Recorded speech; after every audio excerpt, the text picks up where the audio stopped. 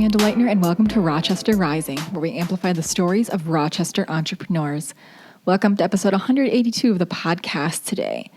So today we get to sit down and chat virtually via Zoom with two Rochester entrepreneurs, Ginny Smith and Anne Marie Jahn. Ginny is the owner of Ginny's Fine Fabrics, an establishment in Rochester for the past 44 years, which has existed in 5 different locations in the city. Anne Marie is a native of New York who came to Rochester originally to work at Mayo, but she ended up staying in the community after she fell in love with the region. Anne Marie is a business consultant, and she's been working with Ginny to transition to an e-commerce platform.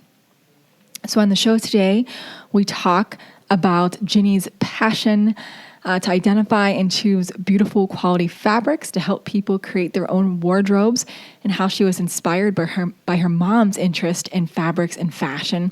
We talk about lessons learned from her 44-year journey with her business, Ginny's Fine Fabrics, including inventory, customer experience, and adaptations during the corona pandemic, especially this building of e-commerce platform and the Shopify store that's going to launch later this summer. So stay tuned today for a great podcast with Ginny and Anne. So at Rochester Rising, we are the storytelling arm of Collider, a Rochester-based 501c3 nonprofit that supports Rochester entrepreneurs through storytelling, space, events, and education.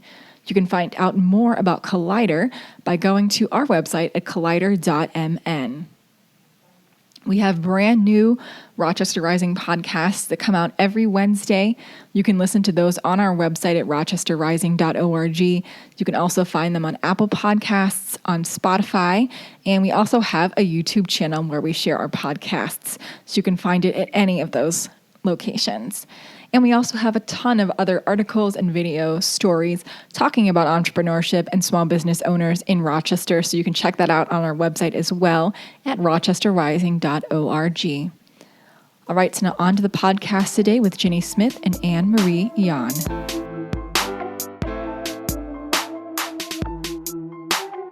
Yeah, well, thanks to both of you for being here today. And I guess to start, I'll just ask both of you to kind of introduce yourselves so people know who's on the podcast. I'm Ginny Smith from Ginny's Fine Fabrics and Support Group in Rochester, Minnesota. And I'm Anne Marie Jahn, and I have a background in consumer products, and I'm working as a consultant with Ginny and other businesses to help them through COVID. Well, thanks both of you for being here today on this beautiful summer day. I feel like we went like smack into summer from absolutely nothing. So, Exactly. But yeah, I like to start out by asking, are both of you from Rochester? And if not, how did you originally get here? I'm actually a native of Rochester. I was born at St. Mary's when they still delivered babies there. My father worked at Mayo, and as I grew up, I was very influenced by my mother's interest in fashion and beautiful fabrics and sewing. As there were 5 of us kids, she didn't have a lot of expendable income, so she sewed a lot for herself, and that inspired me to follow in her footsteps. Yeah, and I'm originally from New York and spent a lot of years in California and in Europe. And I came to Rochester originally to work at Mayo because I was absolutely in love with Mayo's vision and mission. And I've since left Mayo, but, fell in love with Rochester and with Minnesota, so we've stayed. And lucky me, she also sews textiles. And so we became fast friends quickly over the beautiful textiles that I offer in my store. So, yeah. See, that was the core. Nice. Total friendship. Yeah. Nice. Friendship over shared passions and interests is the best. Ginny, you talked about it a little bit, how you originally got interested and inspired by your mom for fashion. But can you talk a little bit more about, how you followed that passion and how it kind of led into owning your own business?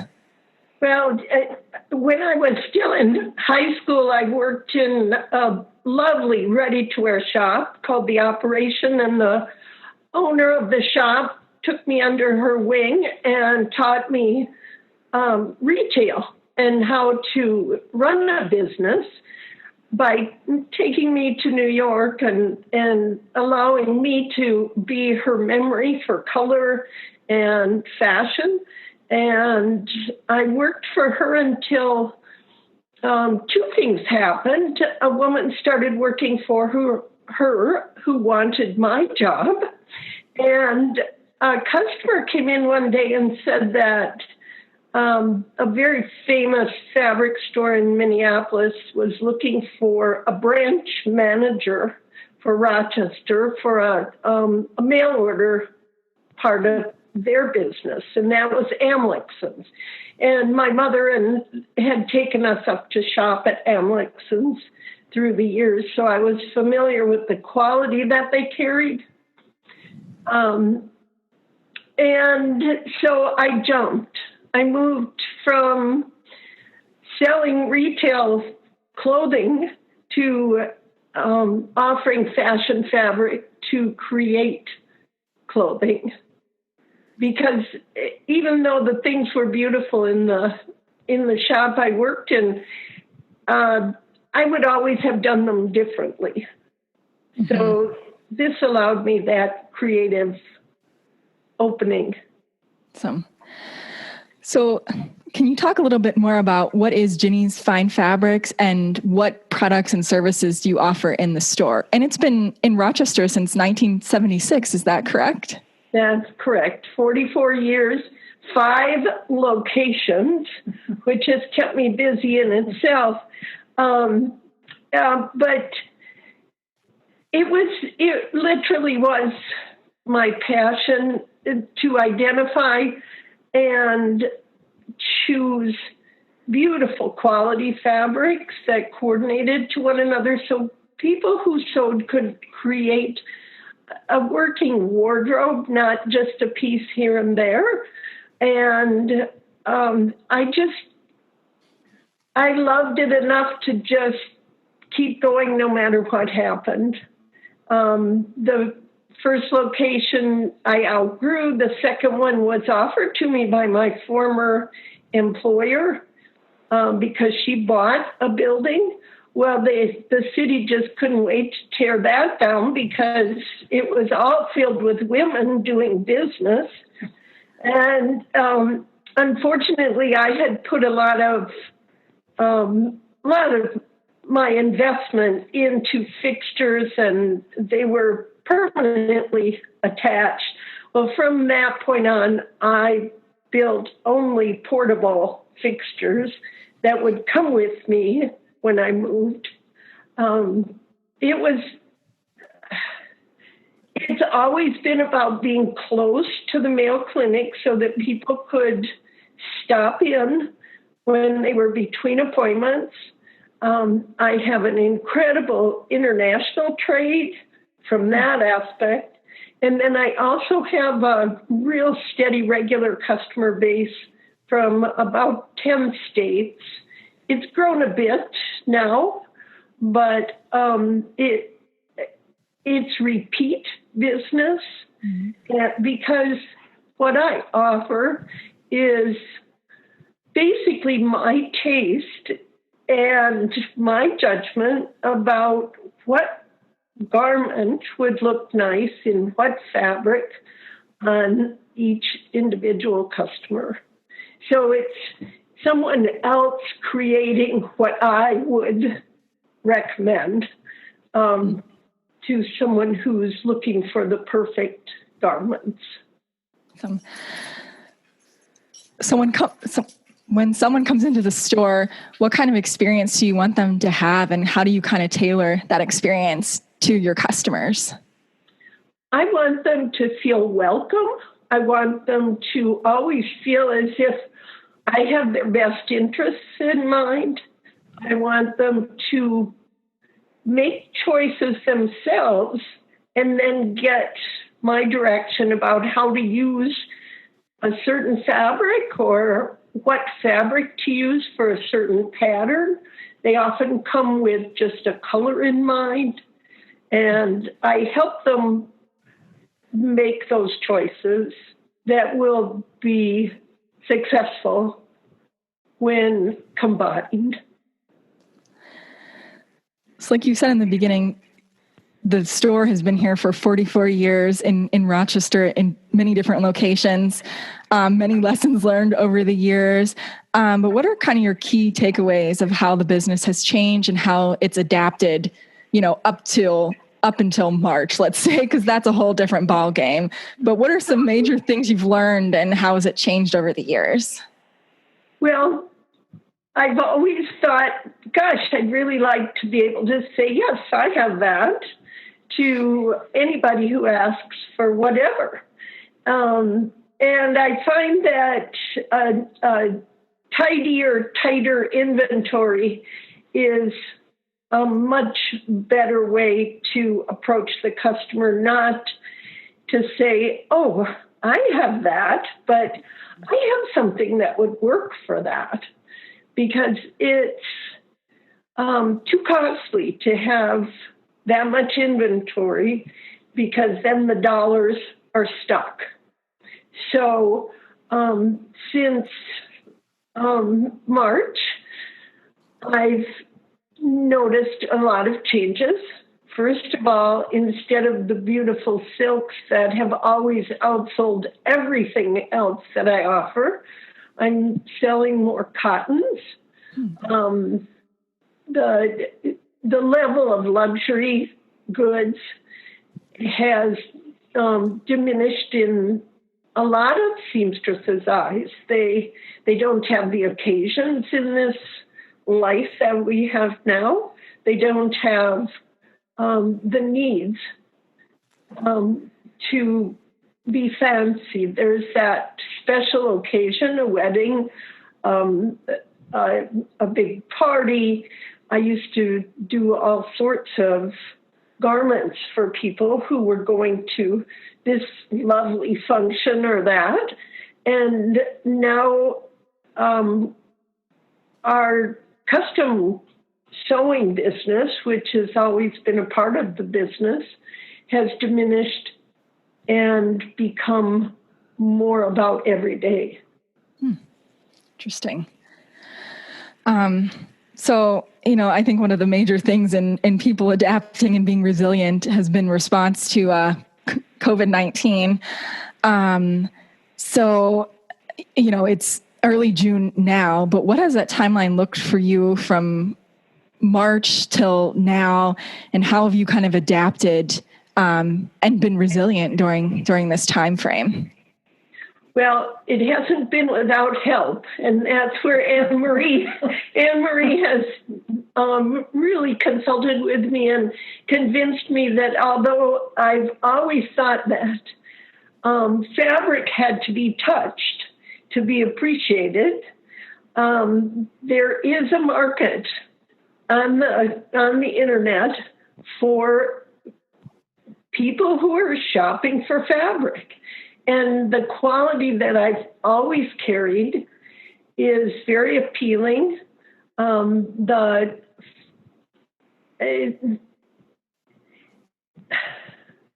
It's just really important to people to find the right color of things.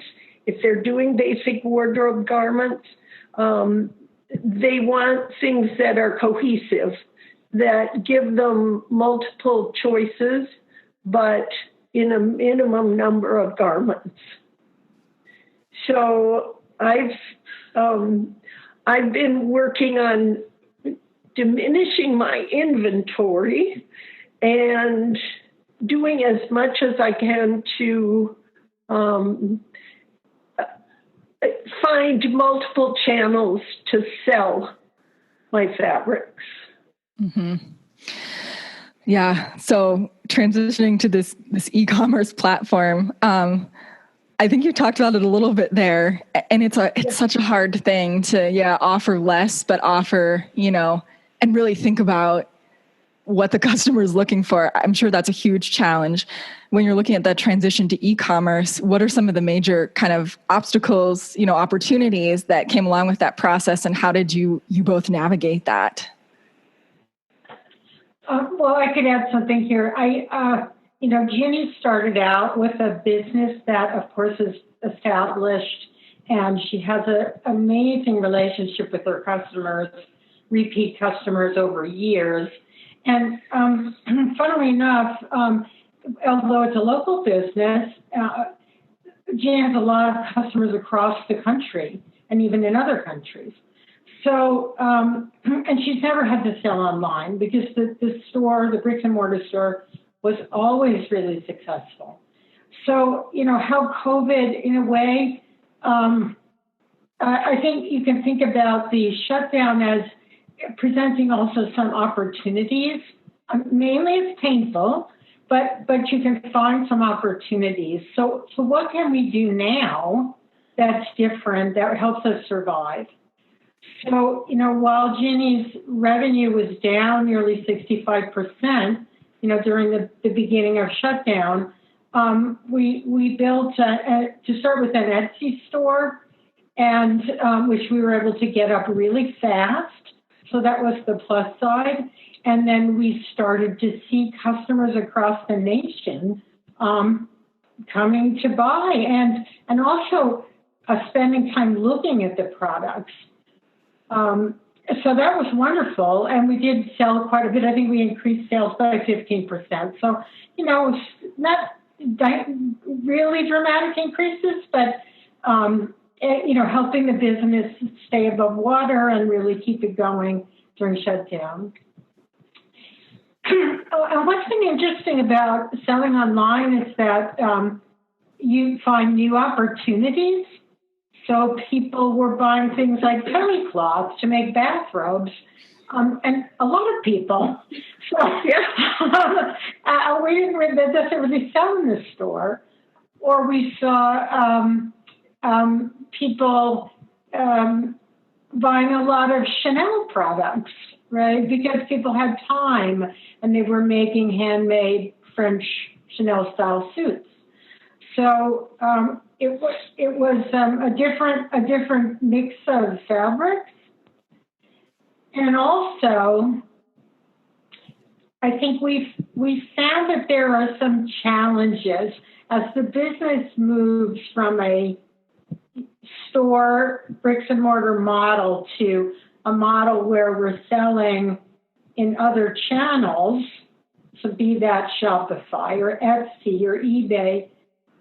Now you have a different challenge of photography, content, writing descriptions, presentation, and also creating that wonderful Ginny experience of visualizing, touching, bonding with the beautiful fabric. How can we create that with its digital twin, right? So that was definitely, and it continues to be a challenge as we learn how to photograph and present better. I mean, I have to say we just started with my iPhone and fabric, and we did pretty well, and now we're, gradually becoming more sophisticated. So I'd say, to anybody who wants to try, in the time of COVID, maybe it doesn't have to be absolutely perfect, but you can work toward perfection and learn. The other challenge really is now you have multi-channel inventory. So you start to need to have different systems for managing the inventory across channels. So that's what we're currently working on, being able to manage the inventory across what will be 3 channels. So, and it's all doable. There are so many inexpensive tools out there to, any entrepreneur can use Shopify or any of the associated tools or Etsy. It becomes even Facebook advertising. It's really easy to do these things inexpensively. So it takes a lot of willpower. And time. and time. Yes. I hear so much. Yeah. I hear you on the product presentation too. People think product photography is easy, but I think that's harder than like photographing people. To make it no animation there. No, it's really a challenge. So before COVID, were you thinking about e-commerce, or was this one of those opportunities that you kind of grabbed onto that is now going to be part of the business? You know, the response I've gotten from my customers to have the opportunity to shop my store without traveling to my store has really taught me that this is just another way of reaching them. And they're so familiar with the quality that I have and my choices for them that it's really working out to be mutually beneficial. Mm-hmm. And I think just the expansion of my customer base by opening it up to the internet. I've had orders from Hawaii and Alaska and places that obviously are bereft of beautiful fabric.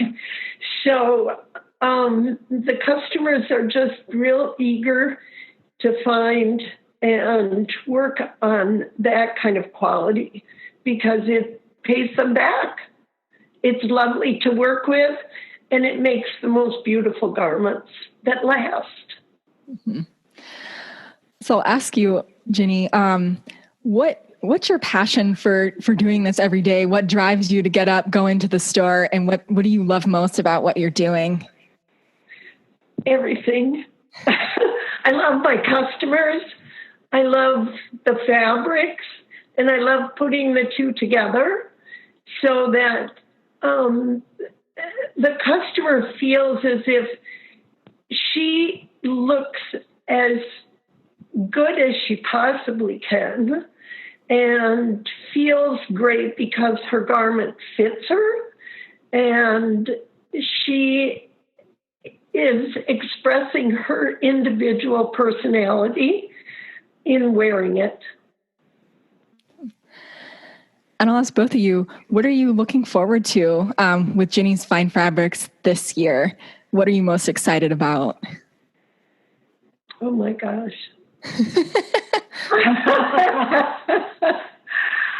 You know, I've always run my business one day at a time and one customer at a time. And this has expanded the number of people that I can help in a day's time. And I'd like that to keep happening because that's the only way to survive with a brick and mortar business right now. It's so costly to have the rent to pay, to have the inventory to pay for, and to have the payroll that I've actually done without during COVID. I've been working alone at the shop, and because of the decrease in numbers of people out and about, I've been able to handle it. But I'd like more, please.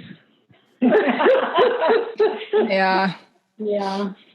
I think, too, from my perspective, where I'm very much looking forward to launching the Shopify site later this summer. And Ginny never did any advertising, but we're doing a tiny amount of advertising to launch the Shopify site.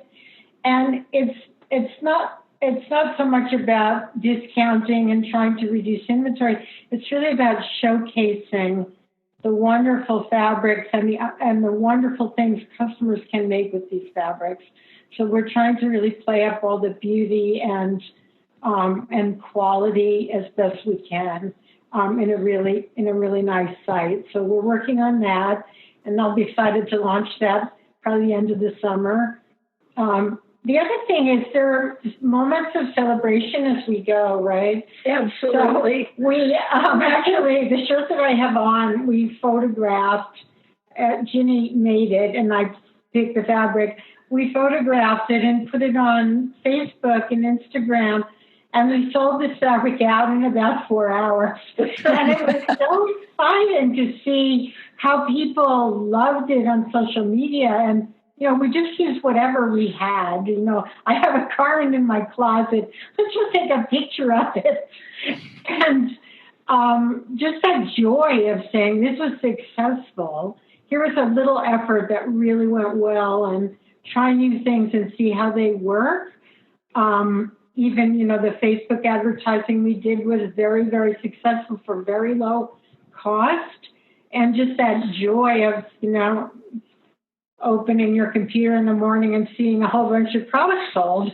So it's, there's a fun part, right? One of the things that goes on every week at my shop, I have these absolutely gorgeous 16-foot windows in the front of the store. And I have a lovely employee, Christine, who comes over from Alma, Wisconsin once a week and drapes the windows with new fabric.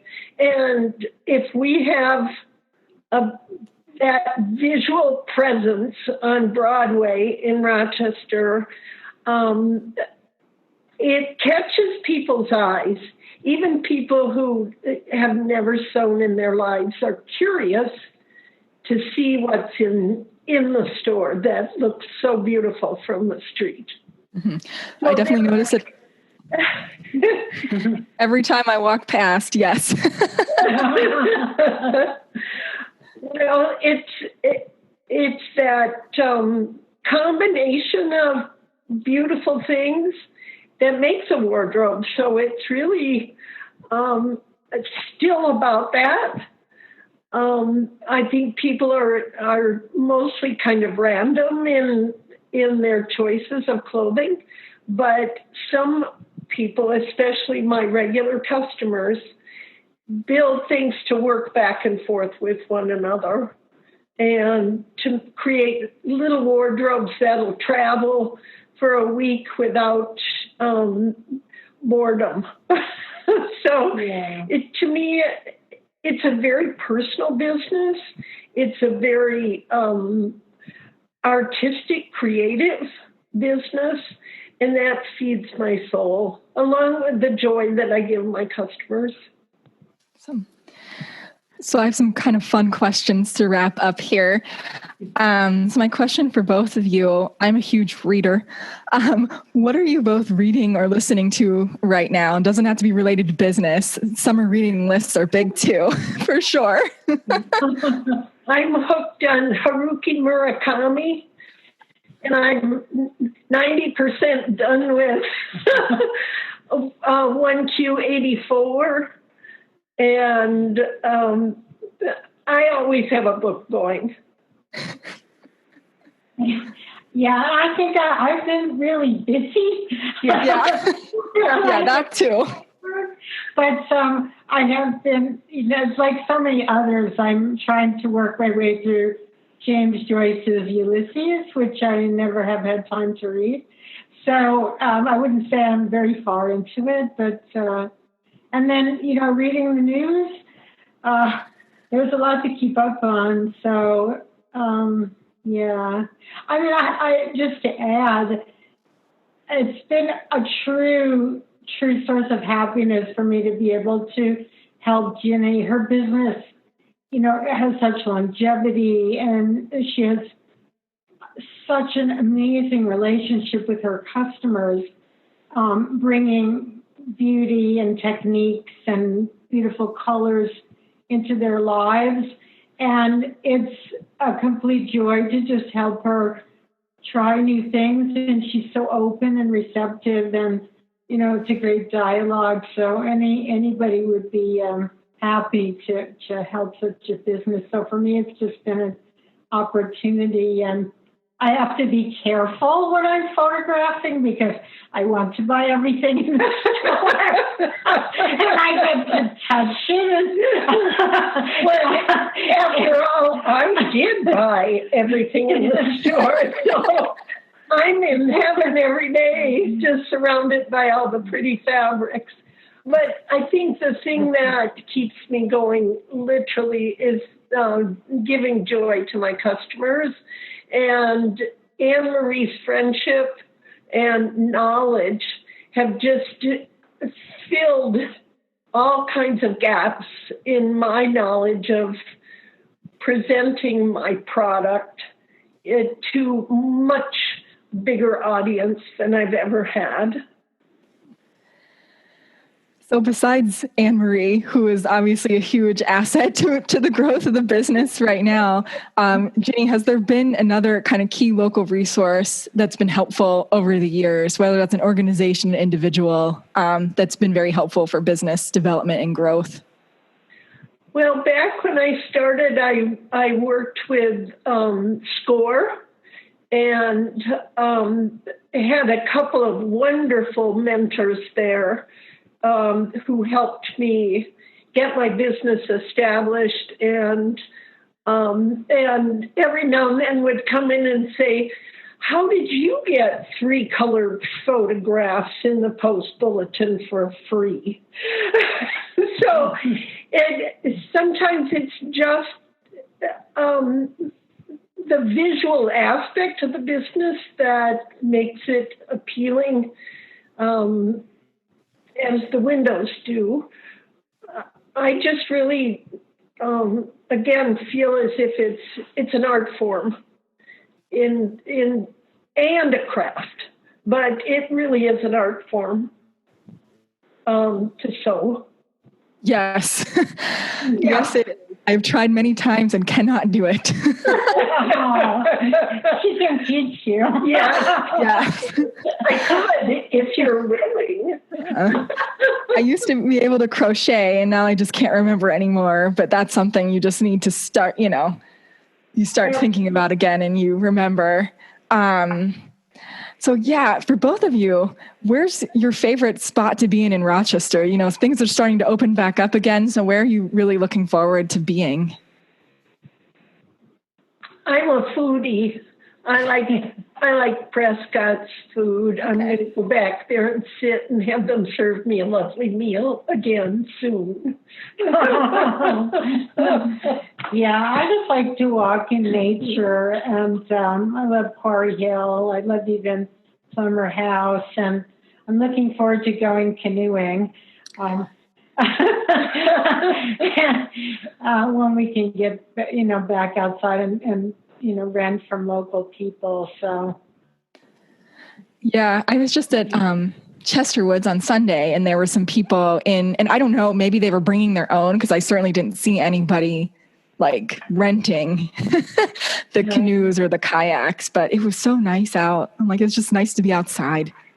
Yeah, and it's lucky that we have the weather being so beautiful right when we're starting to open up, so we can really enjoy our summer, even with a bit of social distancing. Yep. Well, that was my last question. I'll ask you ladies for any final thoughts and where people can find you in person and on the web. Well, I will answer the in-person part, and that's at 211 Broadway Avenue South. If you can get to it with all the construction downtown, I mean, that's just yet another roadblock for business at this time. I don't know why the city has decided to tear up Broadway and 2nd Street right now, but they say it's for utility work. But that's where I am Tuesday through Saturday, 9:30 to whenever I feel like closing. And people can find me on LinkedIn I do have my own website too, which I'm relaunching, so that's not quite up yet. But if you reach out to Ginny, she knows where I am. Probably 24 hours a day. And Ginny Fine Fabrics on Facebook and Instagram and on the Etsy shop are all very easy to find. Awesome. Well, thanks so much for this conversation today. I appreciate both of your time this morning. Well, thank you for asking us. It was lovely talking to you, and thank you for the opportunity to share, and appreciate it.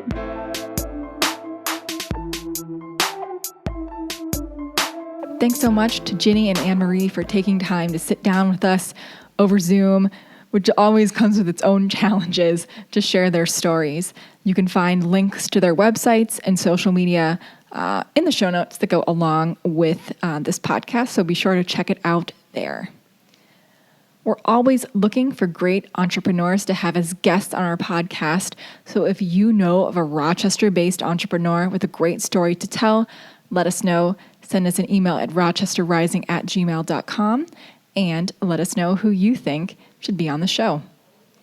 We're also always looking for sponsors for this podcast. So if our mission to amplify stories of Rochester entrepreneurs aligns with that of your business or something your business would like to support, let us know. Again, you can send us an email at rochesterrising@gmail.com, or you can head to our website and click on the sponsor link at the top of the page and let us know that way as well. And I just wanted to mention as well, the best way to stay up to date with everything that we're doing, both at Rochester Rising and at Collider, is to sign up for the weekly Collider newsletter. That way you don't have to worry about checking social media all the time and you're always kept in the loop. So you can sign up for the newsletter on our website or on the Collider website at collider.mn. It's the same newsletter, so you don't have to sign up twice. It comes out every Sunday morning where you'll catch up with all of our stories. You'll have links to all our stories that went out that week and the podcast. And you'll also stay up to date with events and programming from Collider and other ecosystem news. So I highly recommend it. Sign up today and you'll get your first newsletter Sunday morning.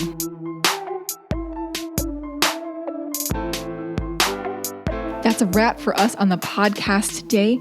Be sure you subscribe to our podcast so that you never miss a story of innovation and entrepreneurship coming out of Rochester, Minnesota. We'll see you next week with a brand new episode.